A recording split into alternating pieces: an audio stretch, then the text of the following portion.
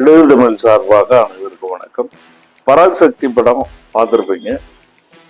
வழக்கமாக ஒரு அரசியல் படம், ஒரு சீரியஸான ஒரு வரலாற்று பதிவை பேசுகிற படம் அப்படின்னு சொன்னாலே அது ரொம்ப ஒரு ஆவணப்படமா வந்தது அபாயம் உண்டு.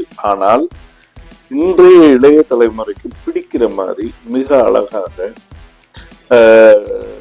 அந்த வரலாற்றினுடைய சாரம் குறையாமல், அதனுடைய அரசியல் தன்மை சாரம் குறையாமல் எடுத்திருக்கிறது தான் இந்த படத்தினுடைய ரொம்ப முக்கியமான சிறப்பு.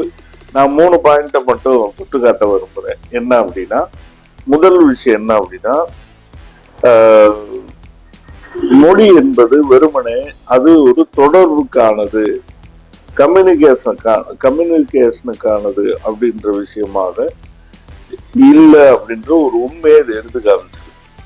என்ன அப்படின்னா, ஒரு மொழியை இல்லாமல் இன்னொரு மொழியை கொண்டு வரும்போது அது எப்படி வாழ்வாதாரத்தை பாதிக்கிறது, அது எப்படி பொருளாதாரத்தை பாதிக்குது, இதன் தொடர்ச்சியாக எப்படி அவருடைய கலாச்சாரம் வரலாற்றை அழிக்க முற்படுது அப்படின்றத இந்த திரைப்படம் ரொம்ப தெளிவாக காமிச்சிருக்கு. ஒண்ணு. ரெண்டாவது விஷயம் என்ன அப்படின்னா, நம்ம ஆட்கள் ஏமாறுறது பூரா என்னன்னா, இந்த மும்மொழி கொள்கைன்னு சொன்னா ஏமாந்துறது. என்ன, ஏங்க 3 மொழி அவங்க படிச்சுட்டு போறாங்க, 3 மொழி இருந்துட்டு போகுதுங்க அப்படின்னு நம்ம ரொம்ப ஏமாளித்தனமாக ஒவ்வொரு முறை ஏமாறுவது இதுதான். இதுல ரொம்ப முக்கியமானது என்ன தெரியுங்களா, 3 மொழி இருக்கலாம், எந்த மொழி அதிகார மொழியாக இருக்கு அதுதான் ரொம்ப முக்கியம். இப்ப நீங்க அவங்க என்ன செய்வாங்கன்னா, புதிய கல்விக் கொள்கைன்னு என்ன செய்யலாம், இந்தியை கட்டாயமாக்கு, இல்லைன்னா நான் மனம் தர மாட்டேன்.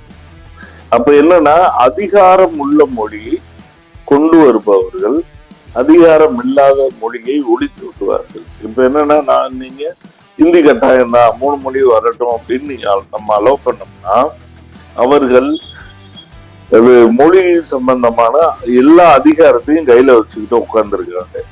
ஃபண்டு ஒதுக்குறதுல இருந்து, அதற்கான மொழி வளர்ச்சி துறையில இருந்து, திட்டங்கள் ஒதுக்குறது, எல்லா அதிகாரத்தையும் அவர்கள் தங்கள் கையில வச்சிருக்காங்க. அப்ப என்ன அப்படின்னா, ஆங்கிலத்தையும் தமிழையும் ஒழிக்கிற அளவுக்கு ஒழிச்சிட்டு இந்தியை ப்ரொமோட் பண்ணுவாங்க. எல்லா திட்டங்களுக்கும் அவங்க பெயர்களை வைக்கிறாங்க இல்லையா, அந்த மாதிரி பெயர்களை வைப்பாங்க. ரயில்ல பூரா எல்லாத்தையும் மாத்துவாங்க, ஃபார்ம்ல பூரா எல்லாத்தையும் மாத்துவாங்க. தேவைன்னா நாங்க ஒரு டிரான்ஸ்லேட்டர் போட்டிருக்கோம்னு சொல்லுவாங்க. டிரான்ஸ்லேட்டர் கேட்டீங்கன்னா அவர் எங்கேயோ போயிருக்காருன்றாங்க. இப்படி என்ன வேணா செய்யலாம். அப்ப என்னன்னா, அதிகாரத்தின் துணை இல்லாத மொழி அழிந்து போகும். இது ரொம்ப முக்கியம். அப்ப இன்னைக்கு இருக்கக்கூடிய ஆட்சி, டெல்லி பேரரசின் ஆட்சியாளர்கள் என்ன திட்டமிடுறாங்கன்னா, இந்தியை அதிகாரத்தின் துணை கொண்டு எல்லா மொழியும் நசுக்க அழிக்கணும்ன்றது அவங்களுடைய தொடர்ந்த திட்டம். அப்ப நம்ம இருமொழி கொள்கையை பாதுகாப்பது ரொம்ப முக்கியமான விஷயம். இந்த போராட்டத்தை பொறுத்தளவு, இந்திய எதிர்ப்பு போராட்டத்தை பொறுத்தளவு, வழக்கமான திராவிடத்தை எதிர்க்கக்கூடிய இந்த ஆரிய ஆதரவு கும்பல் என்ன வேலை செய்யும்னா, திமுகவுக்கு இந்த போராட்டத்துக்கு சம்பந்தம் இல்லை, திமுகவுக்கு இதுல வேலையே கிடையாது, ரோலே கிடையாது அப்படின்னு சொல்லுவாங்க. அவர்கள் அடிமுட்டாள்கள், அரசியல் வரலாறு தெரியாதவர்கள், அல்லது அரசியல் என்றால் என்னன்னே தெரியாதவங்க. ஏன் அதை நான் சொல்றேன் அப்படின்னா, அண்ணாதான் ஒரு விஷயத்த கிளியரா கேட்டு போட்டாரு. இருமொழி தான், மும்மொழி கிடையாதுன்னு கேட்டு போட்டாரு. அந்த தீர்க்க தரிசனம், அந்த ஞானம் தான் தெளிவா இருக்கு. ஏன், தமிழ் ஆங்கிலம் என்றால் தமிழ்நாட்டின் அதிகாரம், இந்தியை உள்ள விட்டா அது இந்திய ஒன்றியத்தின் அதிகாரம். அதை அவர் தெளிவா புரிஞ்சுக்கிட்டாரு. இவங்க எல்லாத்துலயும் ஒரு இந்தியா மாத்துவாங்க, எல்லாத்தையும் டேக் ஓவர் பண்ணிக்கிடுவாங்க, அவனுக்கு இந்தி மட்டும்தான் தெரியும், அதனால நம்மளை இந்திய படிக்க சொல்லி இங்க இருக்கிறவனையும் இந்தியா மாத்தி அவனுடைய எடுபடியா மாத்த பாக்குறான், அவனுடைய டேர்ம்ஸுக்கு நம்மளை கொண்டு வர பாக்குறான். நாம நம்முடைய தனித்துவத்தோட இருக்கணும்னு சொல்லிட இருமொழி கொள்கை என்பதை ஆட்சிக்கு வந்த உடனே சட்டசபையில சட்டமா மாத்துறாரு. அப்ப இந்த தீர்க்க தரிசனம் அன்னைக்கு போராடிய எல்லா மாணவர்களுக்கும் இருக்குன்னு சொல்ல முடியாது. அப்ப ஒரு அரசியல் கொள்கையை தெளிவாக தீர்மானித்து அதை சட்டமாக்கி பாதுகாத்தது திமுகவும் அறிஞர் அண்ணாவும். அப்ப ஏன் நம்ம அவர்கள் அந்த மாணவர் போராட்டத்தினுடைய தொடர்ச்சியாக வந்த திமுக அரசு இதை தெளிவாக செய்யுது. இந்தி நோன்னு சொல்லுது. யாராவது காங்கிரஸ்காரங்க இருந்திருந்தா 3 மொழி தான் சொல்லி இப்ப தென்னிந்தியாவிலேயே தமிழ்நாடு பாதுகாப்பா இருக்கா, கேரளா, கர்நாடகா, ஆந்திரா எல்லாமே 3 மொழியை உள்ள விட்டுதான் இப்ப 2 குழம்பி போய் நிக்குது. இப்ப நம்ம அதை உள்ள விடாதனாலதான் நம்முடைய தனித்துவத்தை காப்பாற்றி இன்னைக்கு தெளிவாக நம்முடைய வளர்ச்சியையும் உறுதிப்படுத்தி இருக்கிறோம் அப்படின்ற தெளிவு நமக்கு தேவை. அதனால ஒரு அரசியல் கட்சி அதனுடைய கொள்கை உருவாக்கம், அந்த கொள்கையை சட்டமாக்குவது, இதுதான் ஒரு இனத்தினுடைய கேந்திரமான விஷயம். இதுதான் நம்மளை காப்பாற்றும். இது நடக்கலைன்னா நாம் எவ்வளவு போராட்டம் நடத்தியுமே நான் போயிடும். அப்ப அது எவ்வளவு முக்கியமான விஷயம். இதுல திமுகவிற்கு பங்கு இல்லைன்னு சொல்வதன் மூலமா நீ அடையிற ஆதாயம் என்ன? இந்த மக்களை காட்டி கொடுக்கிறது தானே. நான் என்ன சொல்றேன்னா, யார் எதை செய்தாலும் இந்த தேசத்துக்கு செய்தாலும் அதுல பாகுபாடு இல்லாம ஏத்துக்கணும். அது பெரியாரா இருக்கட்டும், அண்ணாவா இருக்கட்டும், மூதறிஞர் ராஜாஜியா இருக்கட்டும், அவர் பிராமணா இருக்கட்டும், என்ன கேஸ்டா இருக்கட்டும், உண்மையிலேயே அவனுடைய தன்மை இந்த தேசத்திற்கு பயன்படுவதாக இருந்தால் அவர் யாராக இருந்தாலும் ஏத்துக்கலாம், தவறு இல்லை. இதுதான் அணுகுமுறையா இருக்கு. அடுத்த விஷயம் பாத்தீங்கன்னா, இந்த படத்துல டெல்லி பேரரசு எவ்வளவு அதிகாரம் கொண்டதாக இருக்கு, மாநில அரசு என்பதை எப்படி ஒரு கையில வச்சு விளையாடுற ஒரு ஆரஞ்சு பழம் மாதிரி வச்சிருக்குன்றத ரொம்ப தெளிவா எடுத்து காமிச்சிருக்கு. ஒரு ஐபி அதிகாரி இந்த மாதிரியான ஒரு நெருக்கடி காலகட்டத்துல மொத்தத்துல இத டோட்டலா அதிகாரத்தை கையில எடுக்க முடியும் என்பதற்கு இது உதாரணம். முதல்வரை கூட அவர்கள் லாக் பண்ண முடியும். அப்போ இப்படிப்பட்ட ஒரு பொலிட்டிக்கல் செட்டப் இப்படி இருக்கக்கூடிய நிலைமையில தான் இப்படிப்பட்ட முதல்வர்களும் அந்த நிலைமை இன்னும் மாறல. இன்னைக்கு MK ஸ்டாலின் இருக்காருன்னா அவருடைய நிலைமை அதுதான். அதிகாரத்தை பொறுத்த அளவுல இந்த நிலைமையில போராடி நீங்க படம் தரலைனாலும் பரவாயில்ல, எங்களுக்கு மும்மொழி கொள்கை வேணாம், தமிழும் ஆங்கிலமும் போதும் இன்னைக்கு இறுக்கி பிடிச்சிட்டு நிக்கிறார்ல, அது அந்த கொள்கை தெளிவு. இன்றைக்கு முதல்வர் அதை பிடிச்சு நிக்கிறாருன்னா அது கொள்கை தெளிவு. அதே மாதிரி வடக்கிலிருந்து வரும் ஒரு ஐபி அதிகாரி அவரு தமிழ்நாட்டு அரசனுடைய அதிகாரத்தை எப்படி பிடரிய பிடிச்சு ஆட்ட முடியும் என்பதை இந்த படம் அழகான சித்திரமா மாத்தி. இப்படி ஒரு நெருக்கடி காலம்னா முதல்வருக்கு என்ன அதிகாரம், என்ன லெவல்ங்கிற இடத்த ரொம்ப தெளிவா காட்டுது. அப்ப இப்படிப்பட்ட இங்க ஒன்றிய அதிகாரம் என்பது எதிர்ச்சி அதிகாரமா தான் இருக்கு. நம்ம அரசியல் சாசனம் சொல்றோம், அரசியல் சாசனமே இப்படித்தான் இருக்கு. அப்ப இதெல்லாம் மாற்றப்படணும். ஒரு தன்னாட்சி அதிகாரத்தை நோக்கி இந்தியாவுல கூட்டாட்சி முறையை உருவாக்குனாதான் நாம அவங்க கிட்டத்தட்ட 32 தேசிய இனங்கள் தான், எல்லா தேசிய இனங்களும் அவங்களுக்கான உரிமைகளை பெற முடியுன்ற அரசியலை இது தெளிவா சொல்லியிருக்கு. எனவே இந்த மாதிரி ஒரு அனைத்து விஷயமான கருத்துக்களே அது மிஸ் பண்ணல. முக்கியமா ரொம்ப தீவிரமான அரசியல தெளிவா பேசியிருக்கு. அதுதான் இதுல இந்த திரைப்படத்துல இருக்கிற மிகச்சிறந்த விஷயம். அது மட்டும் இல்ல, பொள்ளாச்சியில இவ்வளவு பெரிய ஒரு படுகொலை நடந்தது அப்படின்ற செய்தியை இந்த திரைப்படம் பல மொழிபெயர்ப்பு பற்றி பல விஷயங்கள் கேள்விப்பட்டிருந்தா கூட இந்த பொள்ளாச்சி மாசாக்கர் வந்துட்டு வெளியே வரல. அந்த படுகொலை இவ்வளவு தூரம் பேசப்படல, வெளியே வரல. அது இந்த படத்துல ரொம்ப டீட்டெயிலா கூட அது பேசப்பட்டிருக்கு, வெளிப்படுத்தப்பட்டிருக்கு. தொடர்ந்து அது சம்பந்தமான நிறைய உண்மைகளும் ஆதாரங்களும் வெளிவர வேண்டியிருக்கு.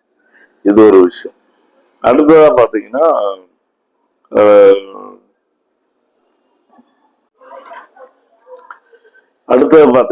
இந்த மாணவர் போராட்டம் மதுரையில் இது தியாகராஜ கல்லூரி மாணவர்கள் அவங்களுடைய போராட்டத்தினுடைய தொடர்ச்சியா மதுரையில் இருந்த மாணவர்கள் திரண்டு வந்து வடக்கு மாசு வீதியில அந்த போராட்டம் தீவிரம் அடையுது.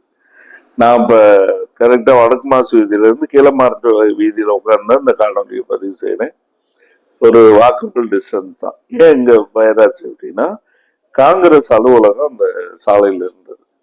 இப்ப அவர்கள் காங்கிரஸ் குண்டர்கள் அந்த தெருவுல கூடி மாணவர்களை தாக்கி கொலை வெறி தாக்குதல் நடத்த ஆரம்பிக்கிறாங்க. அப்படிதான் அந்த போராட்டம் பிளேர் அப் ஆகுது. அப்ப இந்த வகையில மதுரையில் இந்த தொடங்கிய இந்த மாணவர் போராட்டம் என்கிற இந்த பதிவையும் இது மிக சரியாக செஞ்சிருக்கு. ஒட்டுமொத்தமாக இது தமிழருடைய ஒரு மிகச்சிறந்த ஆவணப்பதிவு. நாம் அனைவரும் மிக மிக உண்மையிலேயே ஆதரிக்க வேண்டிய படம். கூடுதலான விஷயம் என்ன அப்படின்னா, இந்த படத்தினுடைய மேக்கிங் நம்ம அவங்க சுதா கொங்காராவை பொறுத்தளவு இறுதி சுற்று, சூரரை போற்று போன்ற திரைப்படங்களை உருவாக்குறவங்கள கதையை உருவாக்குறதுல மிகச்சிறந்த ஒரு பங்களிப்பு பண்ணியிருந்தாங்க. இருந்தாலும் அது வேற வேற ஜானர். இந்த பொலிட்டிக்கலான ஒரு ஹிஸ்டரி அவங்க எடுத்து வெளிப்படுத்தினதுலதான் மிகச்சிறந்த ஒரு பங்களிப்பு. வழக்கமா என்ன அப்படின்னா, இந்த தசாவதாரம் படத்துல கமல் சொல்லுவாரு,